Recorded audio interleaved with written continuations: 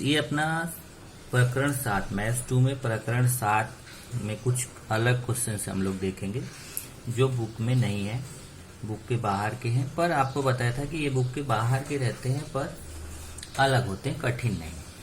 तो जैसे पहला क्वेश्चन आप देखेंगे, आकृति में दिखाए अनुसार किसी घन को बीचों बीच काटकर दो भाग किए गए, इस प्रकार निर्मित घनाभ के संपूर्ण पृष्ठीय क्षेत्रफल का मूल घन के संपूर्ण पृष्ठीय क्षेत्रफल के साथ अनुपात ज्ञात करो। अब यहां देखिए, एक समघन है। समघन मतलब क्या होता है? जिसमें उसकी लंबाई, चौड़ाई और ऊंचाई समान हो, उसी को हम समघन कहते हैं। तो घन या समघन दोनों एक ही होता है, उसमें आपको कंफ्यूजन नहीं होना चाहिए। एक चाहे इसको घन बोलिए या इसी को आप समघन भी बोल सकते हैं। तो ये समघन है, इसको क्या किया गया, बीच से काट दिया गया और बीच से काट के इसको घनाभ के रूप में परिवर्तित किया गया। तो जैसे अगर आप देखिए इसको, ये हमारा समघन है, समघन की लंबाई है और ये देखिए एक, जब अगर समघन है तो उसकी जितनी लंबाई होगी उतनी ही चौड़ाई होगी, उतनी ही ऊंचाई होगी। तो माना कि मूल घन मतलब वही समघन की भुजा L है, तो जो समघन है उसकी भुजा कितनी है, L। अब देखिए अगर समघन है वो, तो समघन की भुजा को आपने क्या माना है, L माना है। मतलब जितनी उसकी लंबाई उतनी उसकी चौड़ाई उतनी उसकी ऊंचाई। जैसे देखिए एक मैं यहाँ पे आपको समघन बना के दिखा रहा हूँ, उसमें जितनी उसकी लंबाई रहेगी उतनी उसकी चौड़ाई उतनी उसकी ऊंचाई। ये आपका हो गया समघन। इस समघन में अगर इसकी लंबाई को हम मान लें, इसकी लंबाई देखिए L है, चौड़ाई भी इसकी जो है वो L है और इसकी ऊंचाई क्या है, वो भी L है। तो क्योंकि समघन है तो समघन की जितनी लंबाई होती उतनी चौड़ाई होती उतनी ऊंचाई होती है। तो फिर इसी को बीच से काट दिया गया और बीच से काटा गया, यहाँ देखिए दिखाया है कि देखिए यहाँ से बीच से इसको काट दिया गया। जब बीच से काटेंगे तो इसका देखिए अगर ध्यान से यहाँ से ये मान लीजिए कि ये इसकी लंबाई थी L, लंबाई कितनी थी इसकी, L थी। अब चौड़ाई भी कितनी थी, L, ऊंचाई भी कितनी थी, L। तो इसका मतलब अब इसको सबसे पहले हमने देखा कि इसका संपूर्ण पृष्ठीय क्षेत्रफल कितना होगा। तो समघन का क्योंकि इसने यहाँ बोला है इस प्रकार निर्मित घनाभ के संपूर्ण पृष्ठीय क्षेत्रफल का मूल घन के संपूर्ण पृष्ठीय क्षेत्रफल से अनुपात ज्ञात कीजिए। मतलब जो पहले समघन है उसका संपूर्ण पृष्ठीय क्षेत्रफल निकालिए और जो घनाभ बनेगा नया काटने के बाद उसका संपूर्ण पृष्ठीय क्षेत्रफल निकालिए और दोनों का अनुपात ज्ञात कीजिए। तो यहाँ पे देखा कि हमने कि पहले इसकी समघन की लंबाई भी L, चौड़ाई भी L, लंबाई भी L, चौड़ाई भी L, ऊंचाई भी L, तीनों समान है। देखिए लंबाई L, चौड़ाई L, ऊंचाई L। अब इसको जब हम, तो इसका संपूर्ण पृष्ठीय क्षेत्रफल कितना हो गया, तो घन का समघन या घन का संपूर्ण पृष्ठीय क्षेत्रफल होता है 6L²। अब इसको बीच से काट दिया।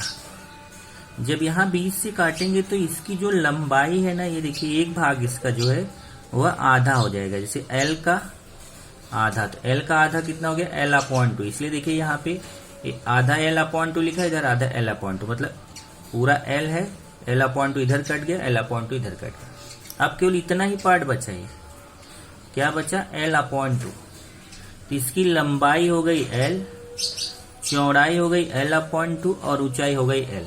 इसका मतलब ये दो मान नहीं बदले, केवल एक ही मान बदला। देखिए इसकी लंबाई L ही रह गई, ऊंचाई L ही रह गई, केवल इसकी चौड़ाई जो थी वह आधी हो गई, मतलब L/2 हो गई। तो जब लंबाई, चौड़ाई और ऊंचाई अलग अलग हो जाती है तो घन किस में बदल जाता है, घनाभ में बदल जाता है। तो घनाभ की लंबाई L, चौड़ाई L/2 है, चौड़ाई L/2, ऊंचाई L हो गई। तो घनाभ का संपूर्ण पृष्ठीय क्षेत्रफल कितना हो जाएगा, तो घनाभ का संपूर्ण पृष्ठीय क्षेत्रफल का सूत्र होता है 2LB + BH + LH। अब यहाँ पे 2l गुणे b। अब b मतलब चौड़ाई, तो चौड़ाई कितना है l/2।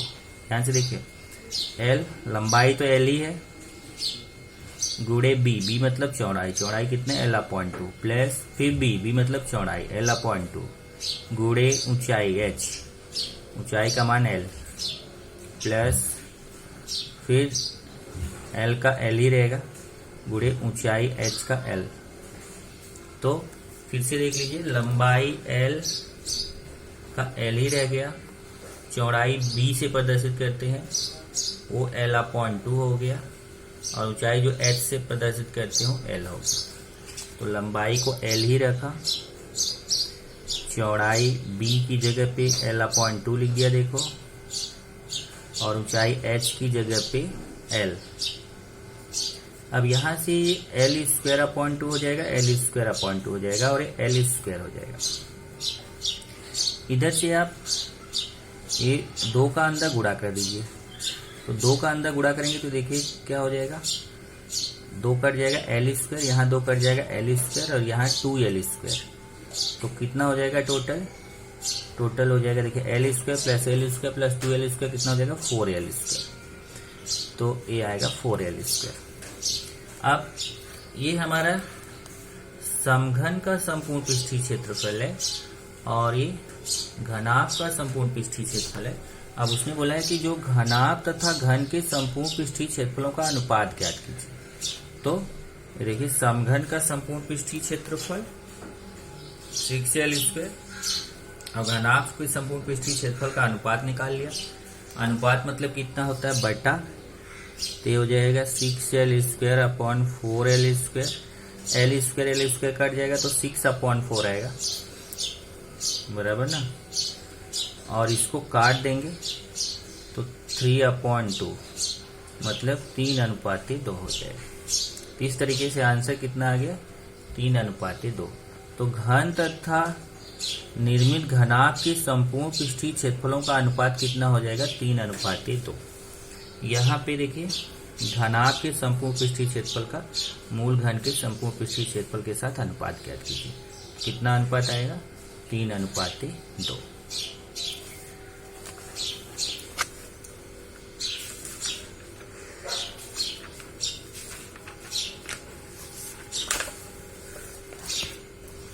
अगला क्वेश्चन देखिए,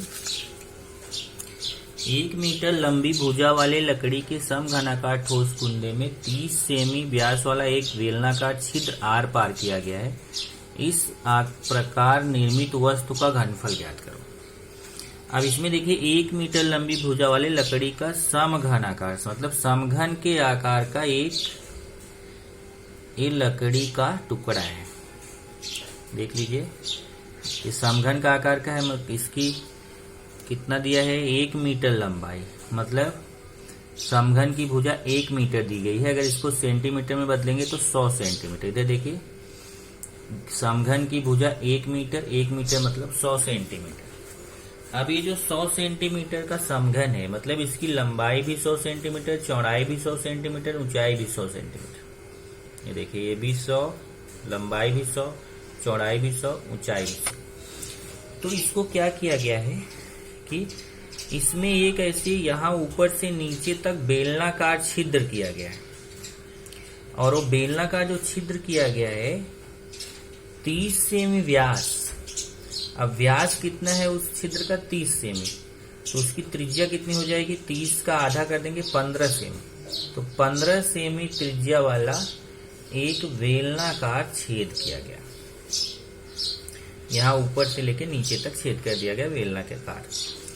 तो क्या करना है, इस प्रकार निर्मित वस्तु का घनफल ज्ञात करो। अब जो वस्तु छेद करने के बाद ये वस्तु का जो घनफल रहेगा वो कितना आएगा, वो हमें ज्ञात करना है। तो आसानी से आप पता कर सकते हैं क्या करना रहेगा कि ये जो घन है, समघन लकड़ी है, इस समघन वाली लकड़ी का घनफल निकाल लो, उसमें ये जो छिद्र किया गया इतना घनफल माइनस कर दो, तो हमें पता चल जाएगा कि जो नई आकृति मिली उस नई आकृति का क्या घनफल होगा। तो देखिए, यहाँ छिद्र की त्रिज्या, पहले शुरुआत से छिद्र करने पर निर्मित वस्तु का घनफल क्या होगा, इस समघन का घनफल देखिए पूरे समघन का घनफल माइनस ये बेलनाकार छिद्र का घनफल। समघन की भुजा 1 मीटर, तो उसको 100 सेमी किया। छिद्र की त्रिज्या पहले निकालेंगे, तो छिद्र की त्रिज्या क्या होगी, व्यास बटे 2। व्यास कितना है, छिद्र का व्यास है 30 सेमी, उसका आधा कर दिया 15 सेमी हो जाएगी त्रिज्या। और छिद्र की गहराई कितनी होगी, देखिए ऊपर जितनी इस समघन की ऊंचाई है उतनी ही इस बेलनाकार छिद्र की गहराई है। तो बेलनाकार छिद्र की ये ऊंचाई जो होगी वो इस ऊंचाई के बराबर रहेगी, मतलब 100 सेमी। तो छिद्र की गहराई मतलब समघन की भुजा 100 सेमी। तो हम निकालेंगे कि समघन का घनफल कितना होगा। तो समघन का घनफल क्या होता है, L क्यूब होता है। L का मान 100 है, 100 का क्यूब ये आ जाएगा 100 का 3 बार गुणा। तो इस तरीके से 10 लाख सेमी क्यूब आ गया। अब बेलनाकार छिद्र का घनफल निकालेंगे। ये जो बेलनाकार छिद्र है इसका घनफल निकालेंगे। तो बेलन के घनफल का सूत्र क्या होता है, पाई आर स्क्वायर एच। पाई का मान 3.14 यहाँ दिया हुआ है, तो 3.14 रख दिया। आर का मान 15, देखिए छिद्र की त्रिज्या आर का मान 15 स्क्वायर, और एच मतलब इसकी ऊंचाई, तो ऊंचाई कितना है 100 सेमी, एच का मान 100। अब ये 15 का है, 2 बार गुणा हो जाएगा, ये पूरा गुणा करेंगे तो आएगा 70,650 सेमी क्यूब। अब क्या करेंगे, ये तो हमारा समघन का घनफल आ गया, ये बेलनाकार छिद्र का घनफल आ गया। अब समघन के घनफल में बेलनाकार छिद्र के घनफल को माइनस कर देंगे इधर से, तो हमें पता चल जाएगा कि निर्मित वस्तु का घनफल कितना हो। तो आपने क्या किया यहाँ पे कि ये एक हमारा समघन है, इस समघन में बेलनाकार छेद किया गया है। तो पता करना है कि ये समघन में बेलनाकार छेद करने के बाद जो बचा हुआ आकृति रहेगा उसका घनफल कितना होगा। तो आप यहाँ पे पहले समघन का घनफल निकालेंगे, फिर बेलनाकार छेद का घनफल निकालेंगे, समघन के घनफल में बेलनाकार छेद के घनफल का भाग दे देंगे, तो आपको पता चल जाएगा कि जो आकृति प्राप्त होगी उसका घनफल कितना होगा। तो ये आपने यहाँ पे माइनस किया है। उसमें एक चीज ध्यान रखना है यही कि व्यास दिया है तो आपको त्रिज्या निकालना जरूरी है उसका आधा करके। और ये जो बेलन की ऊंचाई होगी, इस समघन की जो भुजा है, मतलब समघन की ऊंचाई तो उतनी ही होगी 100 सेमी। तो बेलन की ऊंचाई और समघन की ऊंचाई दोनों समान है, तो समघन की भुजा और ये ऊंचाई दोनों सेम होगी, इसलिए इसकी ऊंचाई 100 सेमी होगी। तो इस तरीके से आप देखेंगे कि ये क्वेश्चन कठिन नहीं है, लेकिन केवल समझने की जरूरत है कि इसमें करना आपको क्या है।